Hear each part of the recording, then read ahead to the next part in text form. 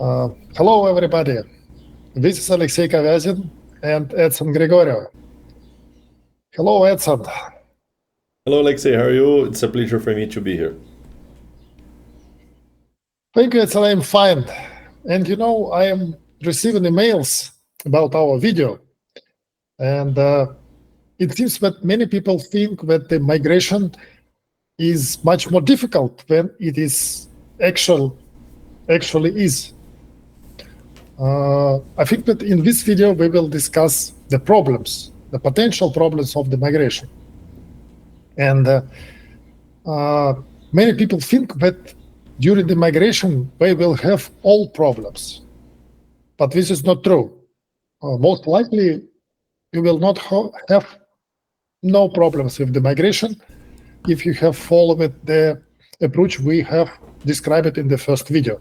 So after the first video, you can see that this is the basic steps you need to follow to have a good migration. So if you are doing the backup restore, trying to put the bind at the onConnect trigger, and then adding the data type compatibility, the full-time zone, widecrypt, legacy user manager, for sure you are going to have a very easy migration and probably not so many problems. But we are going to see it now at this presentation. And after these steps, you can try to work with your application. And at this presentation, let's see what is the most frequently problems we can find at the migration using your application.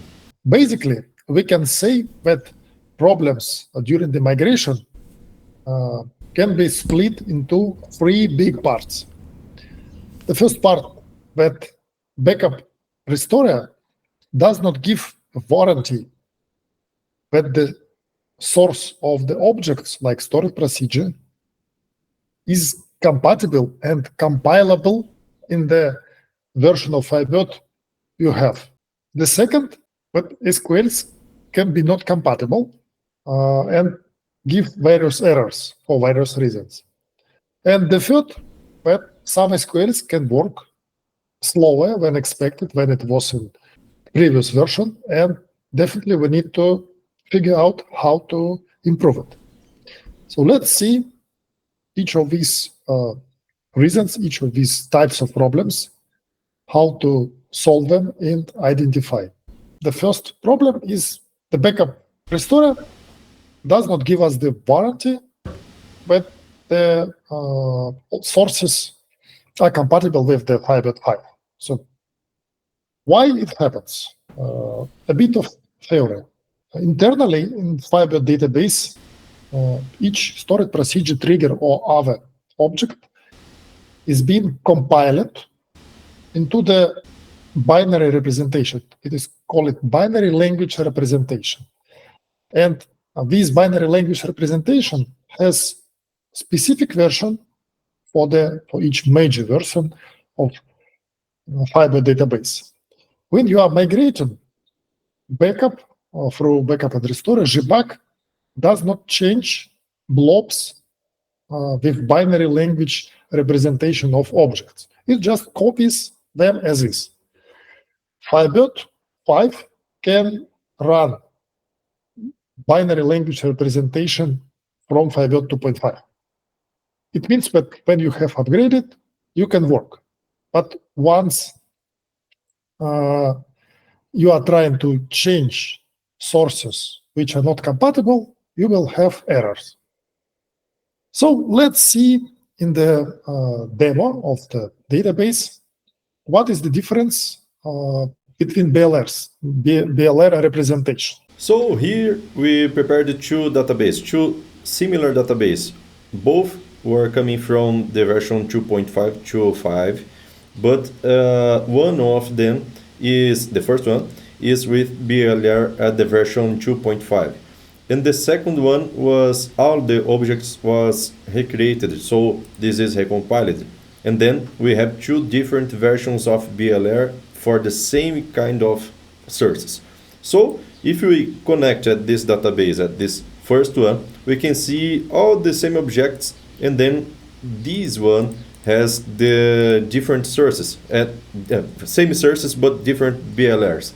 And then we can find the difference easily with a script. For example, we have this script, and then this is a common simple execute block, and then we can connect it to the first database with the BLR at the version 2.5, and we have here the stringy connection to the other database with the version 5, but BLR at the version 5.2. Okay, and then we can select some objects like storage procedures, triggers, and views, and get the BLR of these objects at the version 5 with the BLR at 2.5, and compare it with the same object at the other database with the BLR at the version 5. If we have any difference, we can compare it like this, with a simple clause of comparison with the old BLR and the new BLR. If it was different, we are going to see the yes as answer of this column, and then suspend it. So let's see what's the difference. I can run it, and then we can see that only the first one, only the first object, we have the same BLR, but all of them, all of the others, we have difference at the BLR for the same source but different BLR's code. Okay, enough theory, and let's go to the practical problems which you can face in your database during the migration. In our experience, the most frequent problems are the following. The first is implicit usage of new data types. I think it's number one. When people did not use the data type compatibility, they will have these errors. The second is using literals for timestamp, and also using of functions current timestamp, current time, and with the new data types with time zones. It's also really frequent, and many people hit this problem and think that their database is not compatible, but actually this is not true, and it's very easy to fix it. More difficult problems is using the domains with the name Boolean, and also, of course, using new keywords. For example, with new keyword local, it's very popular as a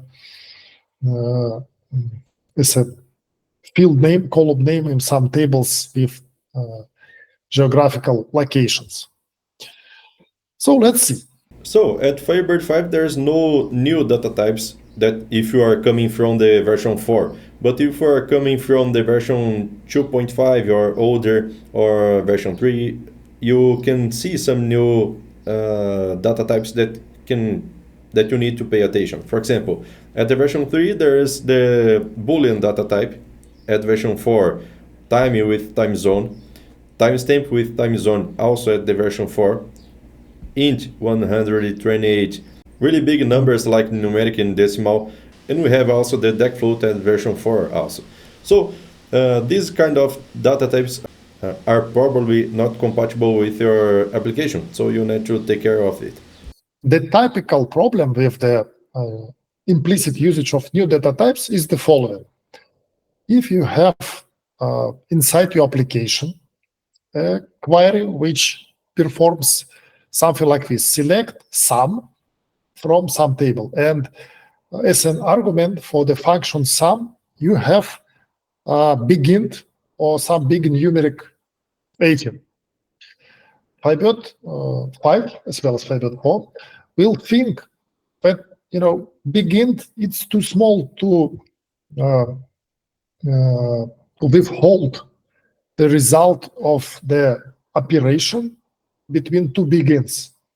So if you are doing some operation between two big ints, which potentially can lead to overflow, to prevent it, Firebird 5 will implicitly change the data type for the bigger one. In this case, for example, for integer 128. But as a result, in your application, you will see error message saying that we have new data type, and your components, your old application cannot recognize it, because when it was created, there was no such data type, and application does not know how to handle it. The next pretty frequent problem is usage of literals timestamp, now, tomorrow. Let's see some examples and how to treat, how to fix these problems on the level of your database. Here on this slide, you can see the examples, how it will not work and how it will work and why. So there is a not work if you are explicitly using timestamp now, it will give you error. But if you are using the cast, or if you are don't using cast but explicitly, but there is implicit cast, it will work. So let's see in our database with examples of migration problems how it looks like and how it can be fixed. So here we have an example of a storage procedure that has the literal timestamp now. You can see the type before the word now, and this was returning the exactly time that you are calling it. But this is not allowed at the version 5. So the way you need to do to fix it, you need to avoid this usage and trying to use the local timestamp. So this is the right word you need to use to have the same result at the version 5. So if we try to save it and execute, we have the compiled procedure totally okay. So at the version 5 with no problem of compatibilization. And the next, also very frequent problem is usage of types with time zones. Timestamp with time zone, in time with time zone. The problem is not about the type, because if your application explicitly use the timestamp, it will just use the timestamp in the same way. The problem mostly is in functions, current timestamp and current time, and these functions are really widely used to receive the current, exactly the current timestamp. And since Firebird 5, these functions in the default configuration started to return values with time zones. And of course, it breaks the behavior, breaks the expectations of the components which work with the time zone fields. Also, for example, we have it with monitoring tables. Also, they return fields with time zones. To work around it, to solve the problem, many years ago, in Firebird 2.59 and in 3.04, Firebird project has introduced the variants of functions, call it local timestamp and local time, which return the old good timestamp and time.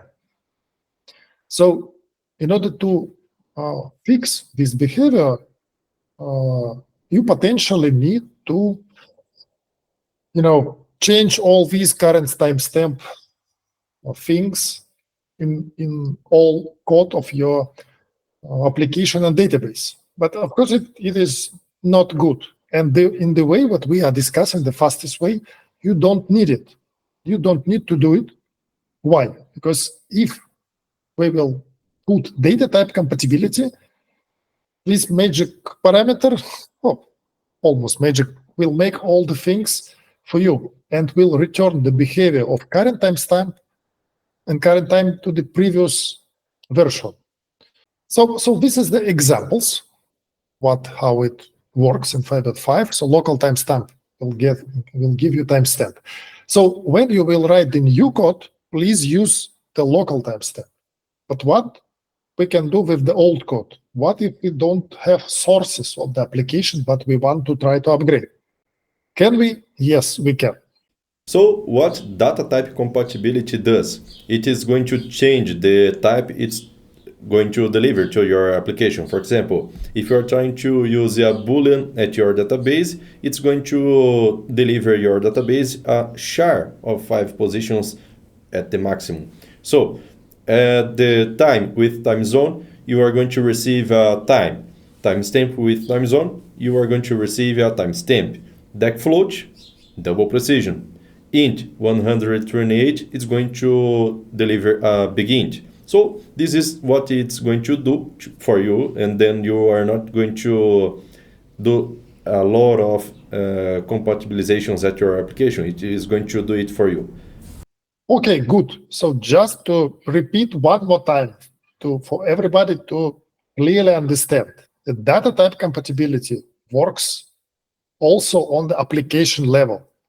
And if you run, for example, your Firebird 5 with disabled data type compatibility, default, disabled, no value, and will request current timestamp in iSQL. iSQL is the application which works in the way like your application with Delphi or Java work.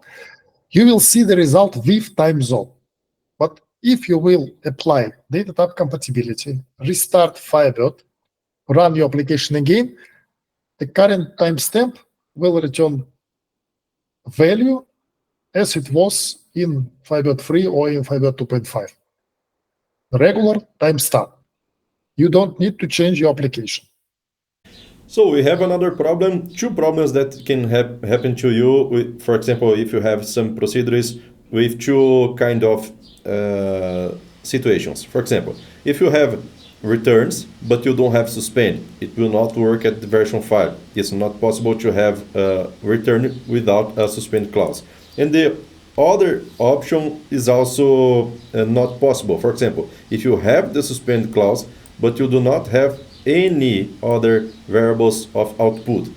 If you do not have output, you cannot have a suspend clause. It's not necessary. It's not possible. So this is not possible at version 5 anymore.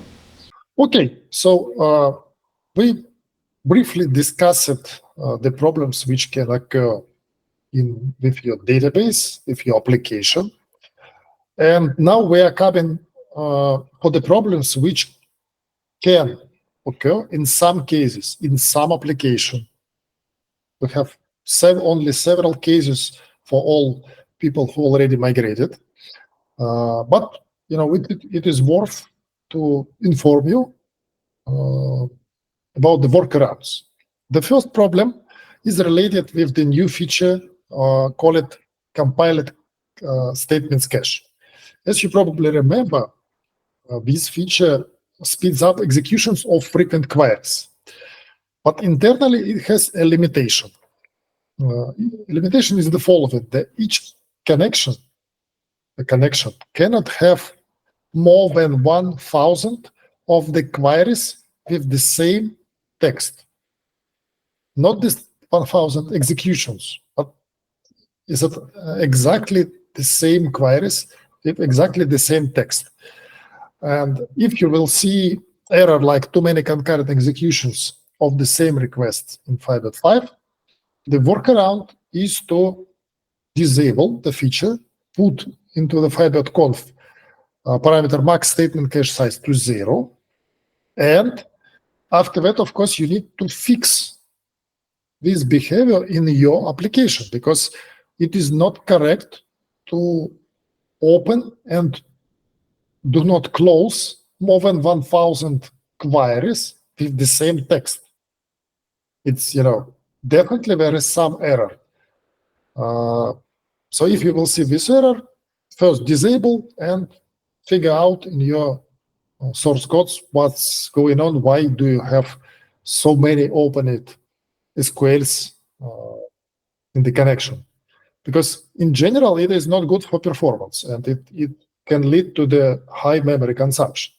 Here we have another situation that's not very common. If you are going to use some cursors in PSQL, you possibly have this option. So if you have a query with a cursor declaration, you must have the name of the field if you have a calculation, for example. If you do not mention a field name of this calc, you are not going to be able to use this cursor at the PSQL.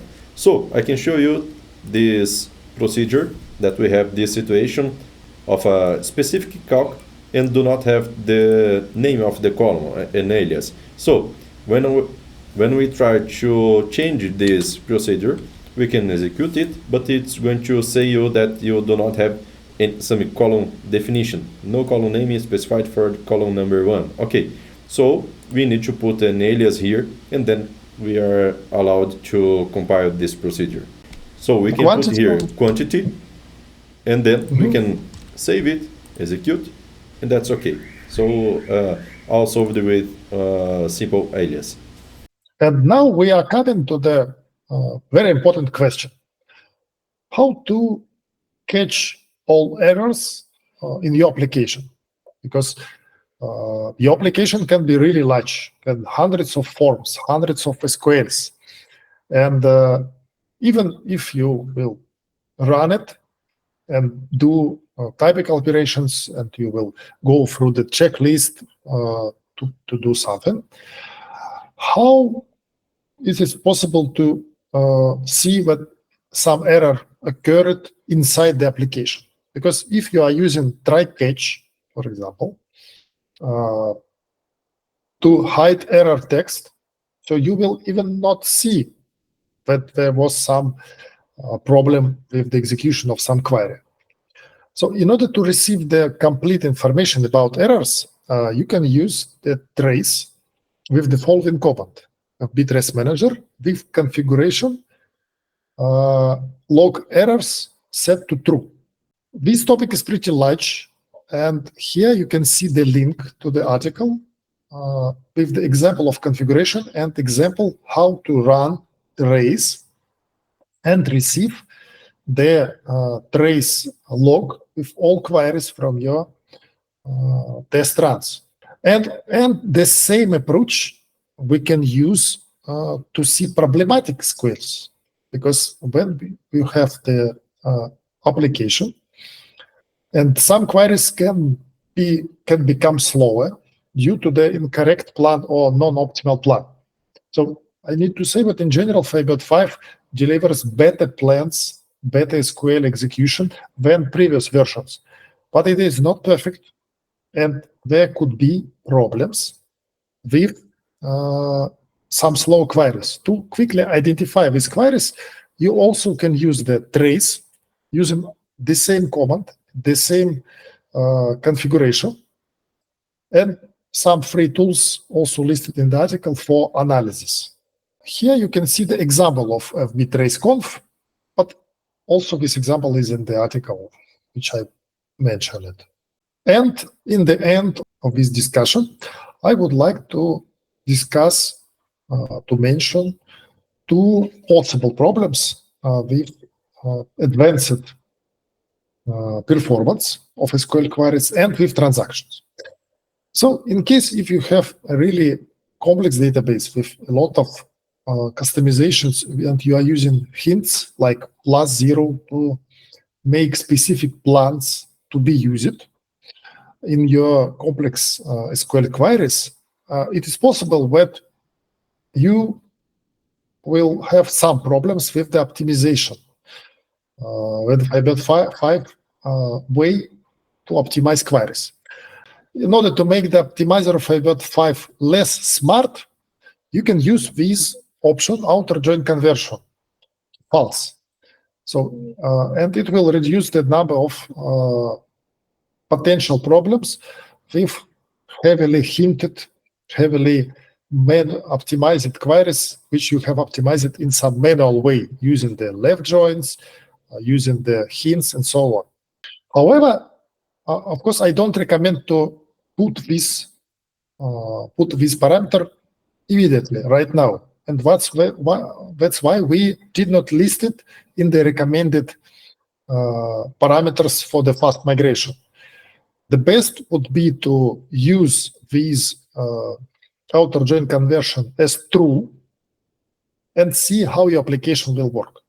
And only in case of heavy problems with some really important queries which you don't see how to optimize, try to use false. The second problem, also, let's say on the advanced level, can be related with the changed behavior of transactions. if you are advanced or more or less advanced Firebird developer, and for many years you probably used the read committed, read only transactions to avoid unnecessary, let's say, garbage record versions, old record versions, because up to Firebird 4, Firebird 2.5 and 3, read committed, read only is the perfect choice of the transaction parameters for reading data to reduce the impact of multi-version, of multiple versions. But in Firebird 4 was introduced the new way to clean the garbage, to work with old versions, much more advanced.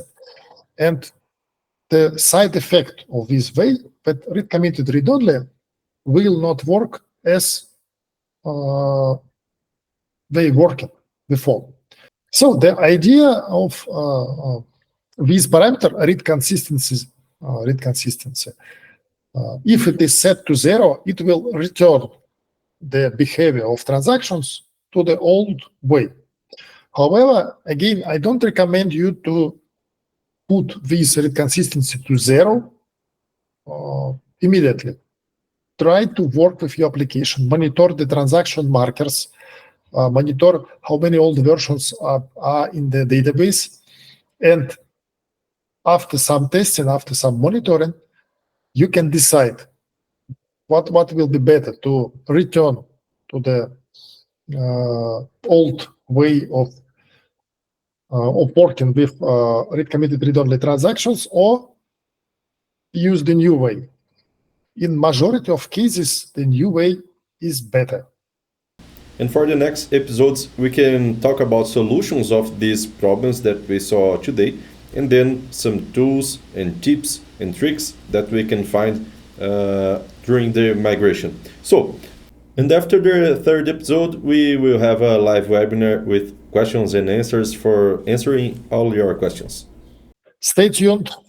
Don't forget to subscribe to the channel of Firebird SQL and to the channels of Edson, MQFS, and MQFSN. And in the description of the video, you will find links to the migration guide, to the database with examples, to this presentation, and more interesting information.